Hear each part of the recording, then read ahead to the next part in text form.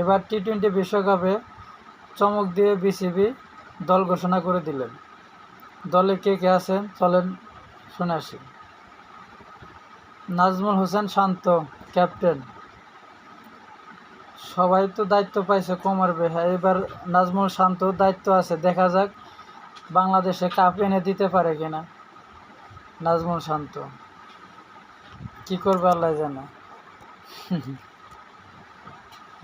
দায়িত্ব পেয়ে সে আত্মহারা হয়ে গেছে মনে হচ্ছে। টি-20 বিশ্বকাপ এত বড় একটা প্ল্যাটফর্মের মধ্যে সে দায়িত্ব পাইছে।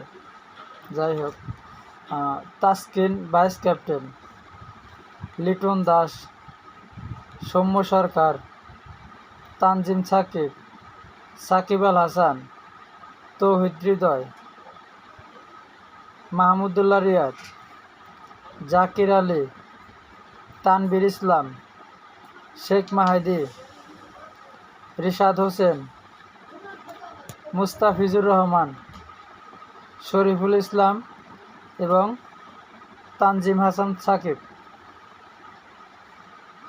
আরও দুজন খেলোয়াড় আছে, তারা ট্রাভেলিং হিসেবে যাবে, হাসান মাহমুদ, আফিফ হোসেন ধ্রুব। চলেন পুরো ভিডিওতে দেখে আসি।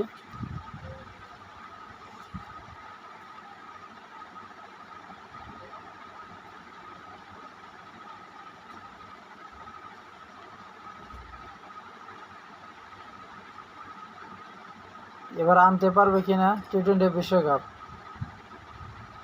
এই 15 জনকে নিয়ে। লাস্টের ম্যাচে যে বাংলাদেশের সাথে যে অবস্থা করছে জিম্বাবুয়ে, একদম জিম্বাবুয়ের কাছে এভাবে যে হেরে গেল অসম্ভব কথা এক ম্যাচে, লাস্টের ম্যাচে। তো বড় প্ল্যাটফর্মে যায় কী করবে এরা